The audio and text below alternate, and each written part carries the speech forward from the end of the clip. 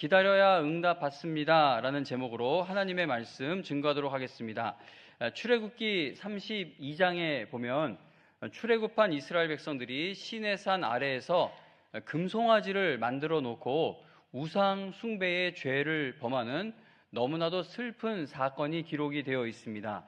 출애굽기 32장을 펴서 그 이야기 한 부분을 함께 보도록 하겠습니다. 출애굽기 32장 1절에서 6절입니다. 출애굽기 32장 1절에서 6절까지 말씀 읽어드립니다. 출애굽기 32장 1절에서 6절 읽어드립니다. 백성이 모세가 산에서 내려옴이 더딤을 보고 모여 백성이 아론에게 이르러 말하되 일어나라, 우리를 위하여 우리를 인도할 신을 만들라. 이 모세 곧 우리를 애굽 땅에서 인도하여 낸 사람은 어찌 되었는지 알지 못함이니라. 2절입니다. 아론이 그들에게 이르되 너희의 아내와 자녀의 귀에서 금고리를 빼어 내게로 가져오라. 모든 백성이 그 귀에서 금고리를 빼어 아론에게로 가져가매 아론이 그들의 손에서 금고리를 받아 부어서 조각 칼로 새겨 송아지 형상을 만드니 그들이 말하되 이스라엘아, 이는 너희를 애굽 땅에서 인도하여 낸 너희의 신이로다 하는지라. 아론이 보고 그 앞에 제단을 쌓고 이에 아론이 공포하여 이르되 내일은 여호와의 절일이니라 하니 이튿날에 그들이 일찍이 일어나 번제를 드리며 화목제를 드리고 백성이 앉아서 먹고 마시며 일어나서 뛰놀더라. 아멘. 모세가 하나님께서 주시는 율법, 하나님이 주시는 그 말씀을 받으러 시내 산으로 올라갔습니다. 그런데 산에 올라갔는데 하루가 지나고 이틀이 지나고 한 주가 지나고 두 주가 지나고 그렇게 하루하루가 지나가는데 모세가 산에서 내려오지를 않고 있자 백성들이 아론을 찾아가서 우리에게 우상을 만들어 달라고 요구하는 것이 우리가 읽은 본문의 내용입니다. 백성들은 모세가 산에서 오랫동안 내려오지를 않고 있자 아론에게 자, 일어나서 우리를 앞서서 갈 신을 만들어 주십시오. 우리를 이집트에서 이끌어낸 모세가 어떻게 됐는지 알게 뭡니까? 라는 말을 합니다. 그러자 아론은 몰려든 백성들이 무서웠는지, 얼마나 무서웠을까요? 100만, 많게는 200만까지 보는데 그 백성들이 들고 일어날 거를 생각해 보세요. 아론이 무서웠겠죠. 아론은 백성들이 무서웠는지 백성들에게 금 귀고리를 빼서 다 가져오게 하여 그 금을 녹여 송아지를 만들어 줍니다. 백성들은 아론이 만든 그 금송아지를 가리켜 이스라엘아, 이것은 너희를 애굽에서 이끌어낸 너희 신이다라고 말을 하게 됩니다. 그리고 그 금송아지 앞에서 제사를 드리고 그 앞에서 앉아서 먹고 마시며 그리고 일어나서 뛰놀았다라고 성경은 말씀합니다. 그러니까 지금 이 모양이 어떤 모양이냐면 금으로 만든 송아지를 앞에 이 제단 위에다 올려놓고 자기들 기분 좋은 대로 막 뛰고 놀면서 춤추면서 아주 난장판을 벌이고 있는 겁니다. 출애굽기 32장 9절과 10절에 가서 보면 이스라엘 백성이 우상을 만들고 이러한 모습을 보이자 하나님께서 모세에게 내가 이 백성들을 보니 목이 뻣뻣한 백성이로다. 그런즉 내가 하는 대로 두라. 내가 그들에게 진노하여 그들을 진멸하고 너를 큰 나라가 되게 하리라 라고 말씀하십니다. 이스라엘 백성이 금송아지를 만들어서 우상을 숭배한 것은 하나님께서 모세 단 한 명만 남겨놓고 모두 다 쓸어버리겠다라고 말씀을 하셨을 정도로 하나님의 큰 진노를 불러오는 너무나도 심각한 죄였습니다. 한 200만 정도 되었을 것으로 생각이 돼요, 백성들이 당시. 그런데 모세 하나 남겨놓고 전부 진멸하겠다라고 하셨을 정도로 하나님이 그렇게 진노하셨으니 이들이 지은 죄의 크기가 얼마나 큰 건지 여러분 짐작이 좀 되지 않습니까? 그러면 이스라엘 백성이 이처럼 큰 죄를 범하게 된 원인은 무엇입니까? 하나님을 크게 진노케 했던 금송아지 우상숭배의 죄를 저지르게 된 원인 중에 하나는 백성들이 모세가 시내산에서 내려올 때까지 기다리지 못했기 때문입니다. 하나님의 부르심을 받아 시내산에 올라간 모세가 하나님께서 주시는 말씀, 그 율법을 받아 내려오기까지 걸린 시간은 40일이었습니다. 이스라엘 백성들은 그 40일을 기다리는 일에 실패한 겁니다. 출애굽기 32장 1절, 우리가 읽은 1절에 보면 백성이 모세가 산에서 내려옴이 더딤을 보고 모였다라고 말씀합니다. 못 기다리겠는 거예요. 안 내려오니까 기다리지를 못하고 모였다는 겁니다. 이스라엘 백성이 40일을 기다리지 못하여 우상 숭배라고 하는 너무나도 큰 죄를 짓게 되었다는 겁니다. 우리는 이스라엘 백성들의 이러한 모습을 통해 하나님을 믿는 만큼 하나님을 기다릴 수 있다라는 사실을 생각해 보게 됩니다. 이스라엘 백성들이 하나님을 믿을 수 있는 기간은 30일, 40일이 채 못된 것이죠. 이들이 하나님을 정말 믿었다면 40일, 80일, 100일이 넘어가도 모세가 내려오기를 기다릴 수 있었을 겁니다. 믿음은 곧 기다림이다라고 말할 수 있는 겁니다. 믿음이 약한 성도일수록 오래 기다리지를 못합니다. 하나님께서 맡기신 일은요, 하나님의 방법으로 진행시켜야 하는 것이죠. 그러나 하나님을 신뢰하는 믿음이 약해지게 되면 원하는 결과가 나타나지 않는 것에 대해 초조해지고 조급해져서 인간적인 방법으로 하나님의 일을 하려고 하게 됩니다. 그렇게 하다가 불신앙의 길로 가게 된 이야기가 성경에 많이 기록되어 있습니다. 이스라엘의 초대 왕인 사울을 생각해 보시기 바랍니다. 블레셋과의 전쟁 때 사울 왕은 이제 길갈에서 사무엘 선지자를 기다리고 있었습니다. 사울 왕은 영적 지도자인 사무엘 선지자가 와서 제사를 드려주기를 기다리고 있었는데 7일이 지나도 사무엘 선지자가 나타나지 않는 것이었습니다. 이스라엘과 싸우기 위해서 모여든 그 무서운 블레셋 사람들이 앞에 있다 보니까 이제 이스라엘 백성들이 너무나 무서워서 하나 둘씩 흩어지기 시작하고 있는데 사울 왕은 이 사무엘 선지자를 더 이상 기다리지 못하고, 더 기다렸다간 백성들이 다 도망가고 없어질까 봐 더 기다리지 못하고 선지자도 아닌 자신이 제사를 드리는 율법을 어기는 죄를 범하게 됩니다. 사울 왕이 그렇게 자기 마음대로 제사를 드리는 것을 마치자마자 사무엘이 도착하게 되죠. 사울 왕이 자기가 제사장도 아닌데 기다리지 못하고 제사를 드렸는데 제사를 마치자 사무엘이 도착합니다. 도착한 사무엘 선지자는 사울 왕이 행한 일에 대해 크게 책망을 합니다. 사무엘 선지자는 사울 왕에게 여호와께서 왕에게 명령하신 바를 왕이 지키지 아니하였으므로 여호와께서 그의 마음에 맞는 사람을 구하여 여호와께서 그를 그의 백성의 지도자로 삼으셨느니라 라는 하나님의 말씀을 전달해 줍니다. 하나님을 믿는 만큼 하나님을 기다릴 수가 있게 되는 것이죠. 사울 왕이 하나님을 신뢰하는 사람이었다면, 그가 하나님을 정말로 믿는 사람이었다면 7일이 지나고 열흘이 지나고 2주가 지나도 적들을 두려워하며 자기가 하나님의 말씀을 어기는 일을 한 것이 아니라 끝까지 사무엘을 기다릴 수 있었을 겁니다. 하나님을 믿는 만큼 하나님이 행하실 일을 기다릴 수가 있는 겁니다. 하나님을 기다리지 못하고 인내하지 못하는 것은 하나님을 불신하는 것과 같은 일이라고 할 수 있는 겁니다. 그래서 하나님을 기다리지 못하면요, 반드시 불신앙적인 일들을 행하는 실수나 죄를 짓는 것으로 이어지게 됩니다. 아브라함을 한번 생각해 보겠습니다. 약속의 땅에 큰 기근이 들어서 먹고 살기 어려운 상황이 되자 아브라함은 약속의 땅을 떠나서 애굽으로 내려가게 됩니다.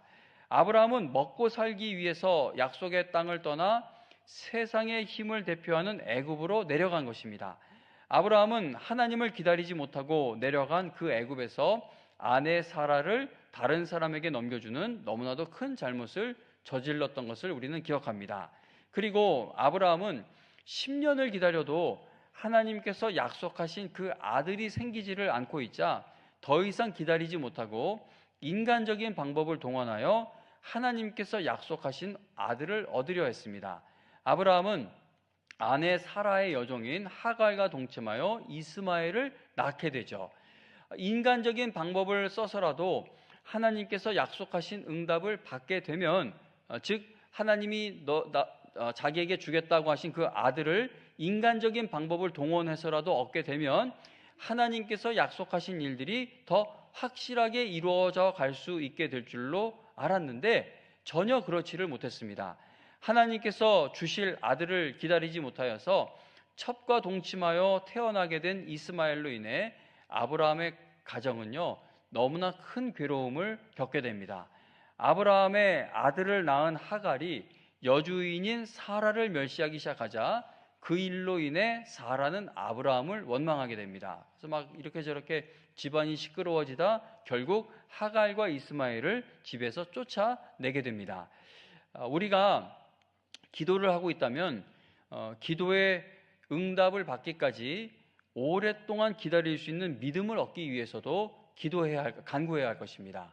아브라함에게는 하나님이 주실 응답이 확실히 약속이 되어 있었죠. 보장되어 있었습니다.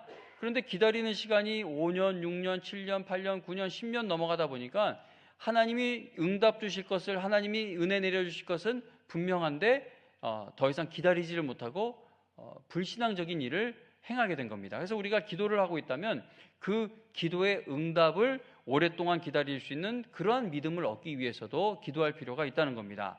오늘 읽은 히브리서 10장 36절에 보면은 지난달에도 읽었던 본문인데 10장 36절에 보면 너희에게 인내가 필요함은, 모든 성도들에게 말씀하시는 것이죠. 너희들에게 인내가 필요한 것은 너희가 하나님의 뜻을 행한 후에 약속하신 것을 받기 위함이다 라고 말씀합니다. 하나님의 뜻을 행하려면요 반드시 인내라는 것이 필요하죠. 인내하지 않고 하나님의 뜻을 행할 수 있는 사람은 없습니다. 하나님의 뜻을 행하기 위해서는 반드시 인내해야 합니다.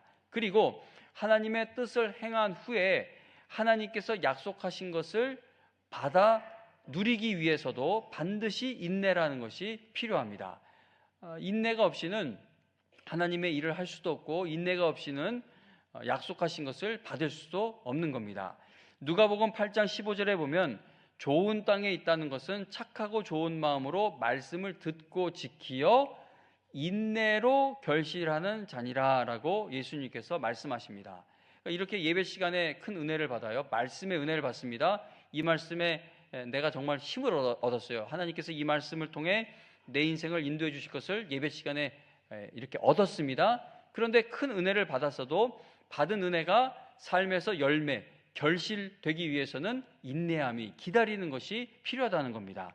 하나님의 말씀을 듣고 깨닫는 큰 은혜를 받아도 인내해야만 말씀의 은혜 받은 것의 열매가 나타날 수 있다는 것이죠. 자, 그런데 문제는 기다리는 것이 정말 어려운 일이라는 겁니다. 큰 믿음의 사람들도요, 기다림 앞에서 흔들리는 경우가 많습니다. 목사님들, 선교사님들도 마찬가지죠. 우리가 늘 이렇게 믿음으로 말씀을 선포하던 설교자들, 목사님, 선교사님들도 어떤 너무나 큰 어려움이 지속적으로 오래 이렇게 계속 진행되다 보면은 흔들리는 모습을 보입니다. 우울해하는 모습, 슬퍼하는 모습을 보이기도 합니다. 큰 믿음의 사람들도요, 기다림 앞에서 흔들리는 경우가 매우 많습니다. 성경의 인물들도 생각해 보시기 바랍니다. 큰 믿음의 사람들도요, 기다림 앞에서 넘어지거나 괴로워하거나 엉엉 울고 있었거나 또 믿음이 흔들린 이야기들이 성경에 많이 기록되어 있습니다. 마귀는요, 우리의 마음을 조급하게 만들기 위해 늘 공격합니다. 아브라함, 다윗, 성경의 모든 인물들도 그렇고 우리도 마찬가지이고, 마귀는요 늘 우리가 하나님을 기다리지 못하게 하려고, 야, 하나님 믿는 그 신앙적인 방법으로 이 일을 해결하지 말고 세상적인 방법으로 해봐. 더 기다렸다가 망해. 뇌물도 좀 써보고 세상 사람들하고 똑같이 거짓말도 좀 하고 좀 약간 법에 걸리지 않을 만큼 사기도 좀 쳐보고, 이런 식으로 마귀는 우리의 마음을 계속 조급하게 만들기 위해 늘 공격을 합니다. 조급함은 그래서 늘 불신앙의 결과를 가져오게 되죠. 디모데후서 3장에 보면은요, 조급함은 말세에 나타나는 징조들 중에 하나라고 성경은 말씀합니다. 하나님께 끝까지 쓰임받기 위해서는요, 기다림의 훈련이라는 것을 반드시 받아야 합니다. 그런데 하나님을 기다리는 훈련은 평생에 걸쳐서 받는 훈련인 것이죠. 우리 대표적인 예로 최인필, 황삼순 선교사님, 김경수, 이행수 선교사님을 한번 생각해 보세요. 그분들이 선교지에서 한동안 왕성하게 어떤 열매가 있는 일들을 우리에게 보여주셨죠. 그 예배당이 가득 차고 신학교가 열리고 학교가 열리고 그런 일들을 막 보여주셔서 우리가 보면서, 야, 하나님은 대단하시다. 정말 저분들이 저렇게 오랜 세월 그 자리에서 눈물로 씨앗을 뿌렸더니 거두는구나.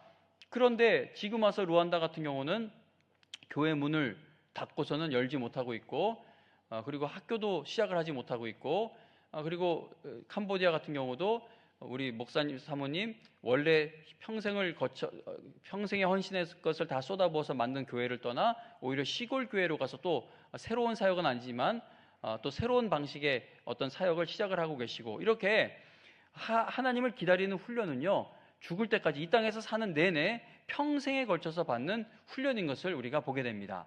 노아, 아브라함, 이삭, 야곱, 다윗, 바울 등 믿음의 인물들을 보면 그들은 모두가 평생에 걸쳐 하나님께서 행하실 일을 기다리는 훈련을 받았습니다. 그러므로 이제 나이가 많이 드신 성도님 여러분, 내가 80대까지 하나님이 이걸 안 해줬으면 이제 그만 기다리자, 그러지 마시고, 하나님이 여러분 마음에 분명한 은혜를 주신 일들이고 여러분들로 하여금 기도하게 하신 일이라면, 하나님, 내가 이 땅에서 호흡이 붙어있는 한 이 일을 기다리겠습니다, 그 믿음을 가지고 하나님 앞에 나아가실 수 있기를 바랍니다. 예수님께서도 우리에게 기다림의 본을 직접 보여주셨죠. 예수님은 철저하게 하나님의 때를 기다리셨고, 그리고 지금도 하나님 아버지의 때를 기다리고 계십니다. 예수님은 우리를 구원하시기 위해 이 땅에 내려오실 때에 하나님께서 정하신 때를 기다리다 오셨습니다. 갈라디아서 4장 4절에 보면 때가 참에, 하나님 아버지의 때를 말하는 거죠. 때가 참에 하나님이 그 아들을 보내사 여자에게서 나게 하시고 율법 아래에 나게 하셨다라고 말씀합니다. 예수님은 자신이 원하는 때에 이 땅에 내려오신 것이 아니라 하나님 아버지의 때가 찰 때까지 기다리셨다는 겁니다. 예수님은 인간의 몸을 입고 이 땅에 오셨을 때에도 하나님의 때를 기다리셨죠. 예수님은 30살까지 평범한 삶을 사시면서 기다리는 시간을 가지셨습니다. 목수 일을 하셨겠죠. 아버지가 목수였으니까 그 집안의 일들을 하면서 그렇게 기다리셨습니다. 그리고 31살부터 33살까지 3년 동안 공생의 사역을 이제 감당하시게 됩니다. 이처럼 예수님은 철저하게 하나님 아버지의 때를 기다리시면서 구원의 역사를 이루어 가셨습니다. 십자가에 못 박혀 죽으신 후 이제 무덤에 들어가셨을 때에도 예수님은 얼마든지 바로 무덤에서 나오실 수 있는 능력의 주님이십니다. 그러나 예수님은 구약에서 예언된, 하나님이 구약에서 기록하게 하신 그 모든 말씀을 다 성취하시기 위해 3일을 기다리신 것을 우리는 기억합니다. 예수님은 지금 당장 재림하셔서 이 부패하고 악한 세상을 공의로 심판하실 수 있으시지만 하나님 아버지의 때를 기다리고 계십니다. 예수님은 하나님 아버지께서 정하신 때에 재림하실 것입니다. 예수님은 택함받은 자들이 회개하고 하나님께로 돌아오기를 오늘도 계속 기다리고 계십니다. 왜냐하면 그것이 하나님 아버지의 뜻이기 때문입니다. 예수님은 하나님 아버지께서 조금의 실수나 실패가 없이 그분의 뜻을 반드시 이루어 가실 줄로 믿으시기 때문에 기다리실 수가 있는 겁니다. 믿음과 기다림은 함께 가는 것임을 예수님도 보여주신 겁니다. 하나님을 기다리는 것을 실패하는 것은요, 신앙의 문제가 생겼다라는 것과 같은 말로 우리가 보아야 합니다. 그러니까 하나님 아버지를 기다리는 것은 실패했는데 믿음은 괜찮은 경우는 없습니다. 하나님 아버지를 기다리지 못하고 있다는 것은 신앙에도 문제가 생겼다는 징조인 것이죠. 믿음이 굳건하면 기다림도 굳건하게 됩니다. 믿음이 없으면 항상 조급해지게 되어 결국은 세상의 방법으로 살아가다가 불신앙의 길로 걸어가게 됩니다. 믿음이 없으면 하나님 아버지가 정하신 때를 기다릴 수가 없는 겁니다. 그러나 믿음이 있으면 합력하여 선을 이루실 하나님을 기대하며 기다릴 수 있게 됩니다. 저는요, 올해 만으로 나이가 이제 50이 됩니다. 영광교회 위임 목사가 된 지는 14년이 되었습니다. 이게 세상에서는 이 나이 되면 은퇴하는 그런 직업도 많지만 목회, 설교는 정말 설교든지 목회든지 온 힘을 쏟아 부을 수 있는 정말 좋은 나이이지만 오랜 시간 동안 꿈쩍하지 않고 있는 교회의 재정적인 어려움으로 인해 저의 마음이 조급하게 될 위험에 지금 놓여 있습니다.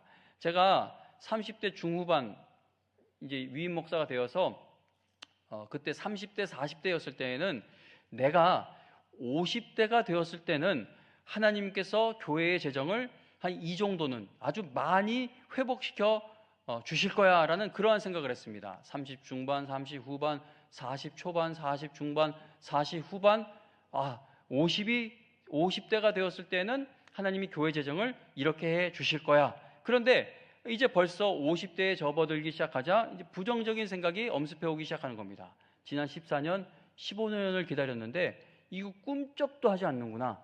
그러면 이거는 과연 될 일인가? 이거 뭐 어떻게 하나? 이제 이런 부정적인 생각이, 불신앙적인 생각이 들어오기 시작하니까 하나님의 선하신 인도하심에 대해 의심이 생기기 시작하죠. 하나님께서 바라시는 방법으로 목회하면, 하나님의 말씀을 타협 없이 전하고 정말 하나님의 말씀이 우리에게 유일한 소망임을 성도들에게 알리며 그렇게 목회를 해나가면 교회는 하나님께서 책임져 주실 것이다 라는 것에 대한 의심이 생기기 시작하면서 복권을 사고 싶은 생각이 요즘 자주 듭니다. 그래서 이렇게 터미널을 가도 자꾸 복권 파는 데 이렇게 기웃기웃거리고 옆에 둘러봐야 돼요. 누구 권산이 비싸니 거기서 이제 만나면은 저 목사 복권 샀다. 그리고 저를 욕하는 게 아니라 같이 사죠. 편하게. 목사도 사니까 나도 사자. 죄책감 없이. 근데 복권을 생각을 하는데, 근데 얼마 전에 어느 목사님이 긁어놓은 복권 5장을 저에게 주셨어요. 긁어놓은 걸 준 이유가 보니까 뭐 1,500원, 2,000원 이제 당첨된 거 5장을 주면서 해보라는 거죠. 이게 1,500원, 2,000원 했으니까 가져가서 바꿔서 되면 얼마나 좋겠냐 해서 이제 주셨는데, 누가 줬어요? 누군지는 말 못하죠. 그분 체면도 있는데 5장을 줬습니다. 그걸 받은 지 제가 몇 달이 지났는데 머리로는 매일 버려야 되는데 손이 따라주질 않아가지고 가지고 있습니다. 그런데 성도님 여러분, 제가 걱정은 좀 몇몇 분들은 여기서 오늘 설교 끝났을 거예요. 저거 버리려면 날 달라고 해야 되겠다. 이제 기다리고 계실 분도 계신데, 제가 안 주죠. 드렸는데 그거 당첨되면 제가 얼마나 마음이 힘들겠습니까? 어쨌든 못 버리고 있는데, 만일 제가 교회 재정이 정말 회복되기를 바라면서 기도하면서 복권을 산다면, 참 복권 기도하면서 사는 분 계시다면 그러지 마세요. 그거는 기도할 일이 되지 못합니다. 근데 제가 만약에 교회 재정이 정말 회복되기를 바라면서 기도하면서 복권을 산다면 그거는 믿음이 아니라 하나님의 때를 기다리지 못해서 세상의 방법으로 하나님의 응답을 끌어내 보려는 아주 불신앙적인 모습인 겁니다. 하나님을 신뢰하는 믿음이 약해지게 되면은요, 결혼도 사업도 직장도 불신앙적인 방법으로 자꾸만 이끌어갈 선택을 하게 된다는 것이죠. 하나님을 끝까지 기다리지 못하는 여러 가지 원인 중에 하나는 모든 것을 자기중심적으로 바라보기 때문입니다. 제가 복권을 구입해서라도 교회 재정이 회복되기를 바라는 것은 이 교회의 운영을 성경적으로 바라보지 않기 때문에 나타나는 불신앙적인 모습인 겁니다. 그러니까 하나님이 50대가 안 되면 60대, 70대 아니면 내 때에 안 되면 내 후임 목사를 통해서라도 교회는 하나님이 주인이시고 이 교회의 당회장은 예수 그리스도이시기 때문에 하나님이 책임져 주신다라는 그 믿음이 확고하면요, 교회에 빚이더 늘던 아니면 빚이 꿈쩍하지 않던 그건 그냥 하나님께 맡기고 끝까지 나에게 주어진 시간 속에서 인내하며 나아갈 수가 있습니다. 그런데 모든 것을 내 중심적으로 해석하고 바라보기 시작하면 이 확신이, 하나님에 대한 확신이 흔들리면서 세상적인 방법으로, 그러니까 아브라함이 흔들리니까 이스마엘을 얻어서라도 응답을 이어가 보려고 했던 것처럼 이러한 모습, 불신앙의 모습이 우리에게 나타나게 된다는 겁니다. 80세의 모세가 어느 날 갑자기 자신을 찾아오신 하나님을 대면 만나고도 이스라엘 백성이 출애굽할 것에 대한 별다른 기대를 하지 않는 모습을 보여주었던 것은 그가 자기 중심적으로 모든 것을 바라보고 있었기 때문입니다. 그러니까 하나님 중심으로 바라보면 나는 80이고 나는 여태까지 실패자로 살았지만 하나님이 하신다고 하면 될 거야, 기다려보자, 다시 기다려보자, 그렇게 될 수 있었을 텐데, 모세가 모든 것을 자기 생각, 자기 경험, 자기 중심적으로 생각하는 신앙이 되다 보니까 하나님을 만나도 감흥이 없고 하나님이 이렇게 하시겠다고 해도 하나님이 하실 일에 대한 기대감과 기다림도 없게 된 겁니다. 하박국 선지자가요, 자기 중심적인 신앙으로 하나님의 말씀을 들었을 때에는 하나님에 대한 불만과 원망이 컸어요. 하나님 아무리 이스라엘이 악하다고 해도 어떻게 우리보다 더 악한 놈들을 들어서 그런 일을 우리를 야단을 치시려고 합니까? 하나님 말도 안 됩니다. 내가 한번 이렇게 올라가 앉아서 하나님 일 하는 거 내가 보겠습니다. 막 그렇게 반항을 했죠. 그런데 자기 중심적 신앙에서 하나님 중심의 신앙으로 옮겨가자 하박국의 고백이 무엇입니까? 내가 텅텅 비어도, 내가 파산되어도, 내가 그냥 주저앉아 버려도 그래도 나는 여호와 하나님으로 말미암아 기뻐하겠다. 내가 소망을 갖겠다. 그렇게 관점이 바뀌게 되었던 것을 우리는 기억합니다. 금송아지를 우상으로 숭배했던 이스라엘 백성들을 생각해 보세요. 만일 이스라엘 백성들이 하나님께서 바라시는 방식으로 약속의 땅을 향해 나아가기를 진심으로 바라고 있었다면 그들은 우상을 절대 만들지 않았을 겁니다. 그러나 그들은 하나님께서 그들을 인도해 가시는 방식이 너무나 마음에 들지 않았고 하나님께서 주시는 말씀도 잘 이해가 되지 않았습니다. 그래서 그들은 자기들 마음대로 섬길 수 있는 우상을 만든 겁니다. 자신들에게 어떤 것도 요구하지 않고 명령하지 않고 또 자기들에게 아침 저녁으로 말씀하지도 않는 우상을 만들고 이 사람들이 자기중심적으로 살아가기를 원했다는 겁니다. 나를 하나님께 맞추어 가야 하나님을 기다리는 신앙이 될 수 있습니다. 나를 하나님께 맞추어 가야 하나님의 말씀이 내 삶에서 응답되고 체험될 때까지 기다릴 수가 있다는 겁니다. 하나님을 나에게 맞추려고 하면은요, 결국은 금송아지를 만들어내게 되는 겁니다. 자기중심적으로 살아가는 성도는 절대 하나님을 기다리지 못한다는 것이죠.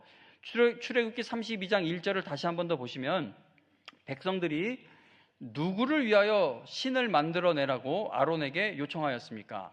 백성이 모세가 산에서 내려옴을 더딤을 보고 모여서 이제 아론에게 모이죠. 백성이 아론에게 이르러 말하되 일어나 누구를 위하여? 우리를 위하여, 우리를 인도할 신을 만들라라고 하죠. 백성들은 우리를 위하여라고 말을 하는데 그러니까 이 사람들이 자기중심적으로 하나님을 따라가고 있었던 겁니다.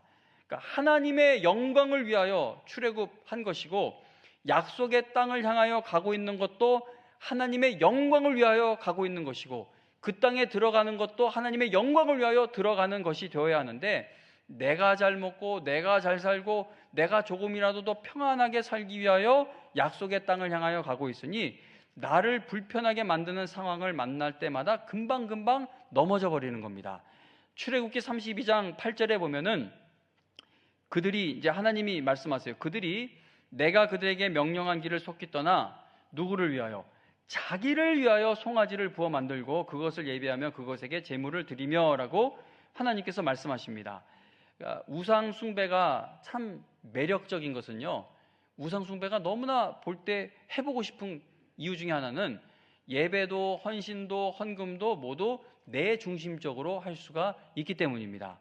방금 읽은 말씀을 보시면 하나님께서는 이스라엘 백성들이 자기를 위하여 금송아지를 만들었다라는 사실을 아주 정확하게 지적하십니다.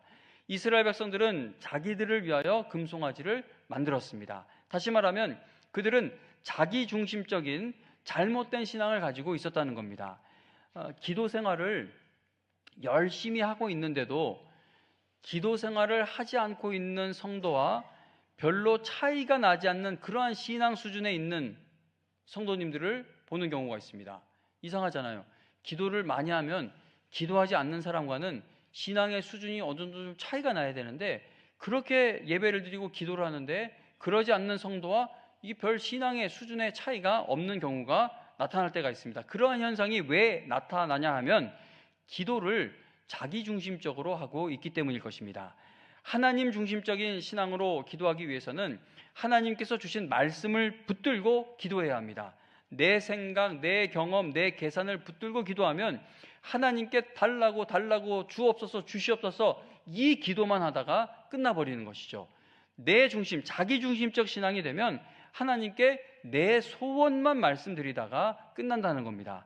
하나님을 끝까지 기다릴 수 있는 힘을 얻게 되는 그러한 깊은 기도로 들어가기 위해서는 말씀에 붙들리고 말씀을 붙들어야 합니다. 내 주장, 내 고집, 내 경험, 내 생각을 주장하면서 기도하면 하나님을 기다리는 신앙이 될 수가 없다는 겁니다. 자기중심적인 신앙은요, 말씀을 붙들지 않고 항상 자기 계획, 자기 소원을 붙잡고 기도를 합니다.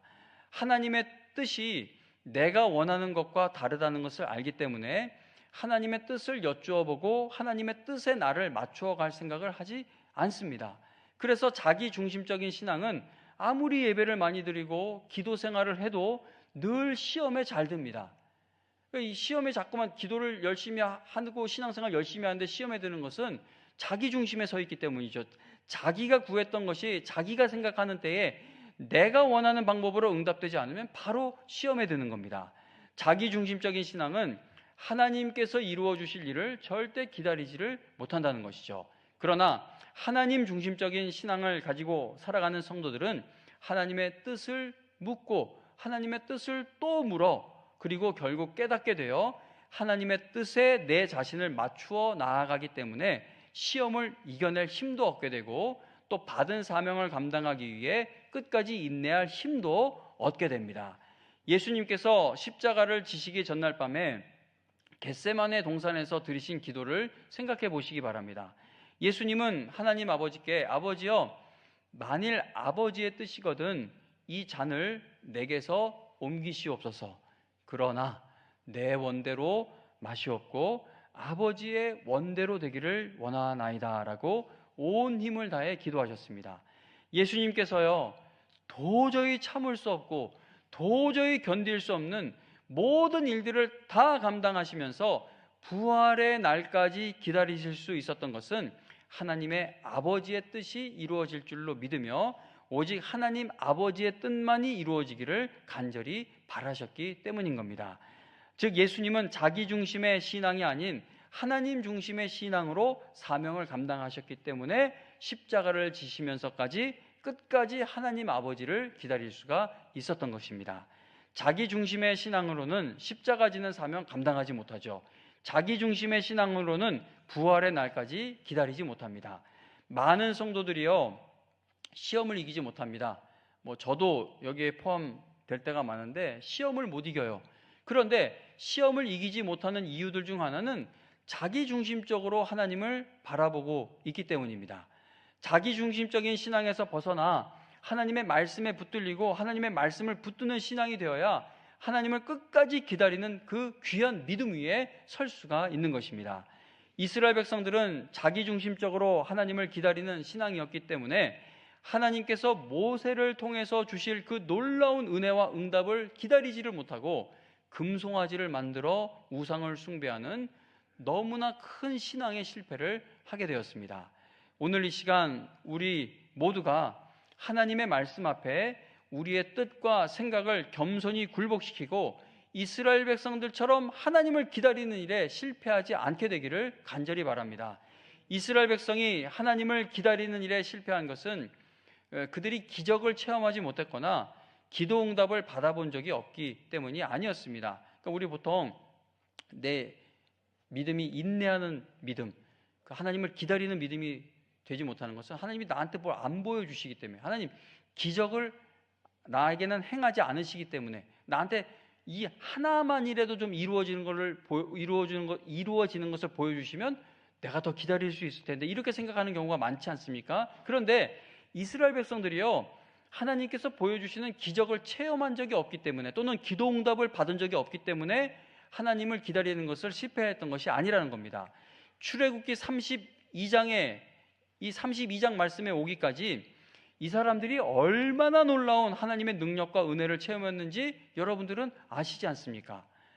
아무리 하나님을 크게 체험해도요 하나님의 놀라운 은혜와 응답을 아무리 놀랍게 체험을 해도 하나님의 말씀 앞에서 내 생각과 뜻을 굴복시키지 않는 이상, 즉 자기 중심적인 신앙에 머물고 있는 이상 하나님께서 행하실 일을 절대 기대하지 못한다는 겁니다. 오늘 설교 제목에 2라는 숫자를 붙인 이유는 한 달 전에 동일한 제목과 본문으로 말씀을 전했기 때문인데요. 오늘도 지난 1월 설교의 결론을 다시 한 번 더 나누고 예배를 마치려고 합니다. 예레미야애가 3장 25절에 보면 기다리는 자들에게나 구하는 영혼들에게 여호와께서 선을 베푸신다라고 하나님께서 분명하게 약속하십니다. 하나님께서 베푸시는 선을 체험하고 그 하나님이 베푸시는 은혜를 내 것으로 누리고 싶습니까? 성경에 보니까 기다리는 자들에게나 구하는 영혼들, 기다리는 자들에게나 구하는 영혼들에게 여호와께서 선을 베푸신다라고 약속하십니다. 그러므로 성도님 여러분, 어제가 너무나 힘들었고 오늘이 너무 힘들고 그리고 힘든 내일이 여러분들을 기다리고 있다 할지라도 절대 변하지 않는 하나님의 인도하심과 하나님의 말씀을 끝까지 신뢰하며 하나님을 끝까지 기다리실 수 있기를 바랍니다. 기다림은 누구에게도 힘들어요. 누구에게도 힘들죠. 아까 잠깐 말씀드린 것 또 반복해서 말씀드리자면 김경수 목사님, 이행숙 사모님, 선교사님, 최인필, 황삼순 선교사님, 이분들 한참 우리가 그 선교 보고 받을 때 얼마나 신났습니까? 막 모이고 단기 선교팀 다른 데서도 오고 해서 하나님이 다 이렇게 이루어 주시는 일들이 많아서 저 기다림 끝에 낙이 있구나. 정말 기다린 게 헛되지 않았구나. 이제부터는 저 사역을 마지막까지 가시나 보다 했는데 그게 아니라 오히려 이전보다 더 하나님만을 의지하며 기다려야 할 그러한 상황 속에 모두들 계십니다. 그러면 그 시간은 지금 낭비하는 시간이냐? 그렇지 않죠.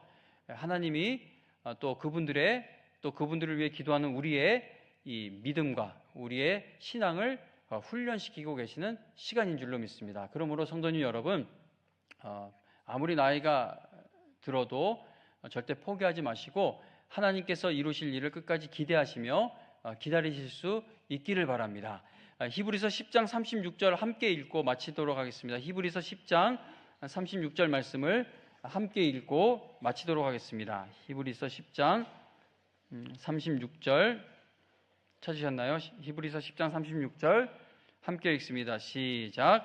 너희에게 인내가 필요함은 너희가 하나님의 뜻을 행한 후에 약속하신 것을 받기 위함이라. 아멘. 여러분 모두 모든 것을 합력하여 선을 이루어 가시는 하나님을 날마다 신뢰하며 기다리고 기다리셔서 하나님께서 약속하신 것을 받아 누리는 큰 복을 받는 성도들이 다 되시기를 주님의 이름으로 축원합니다.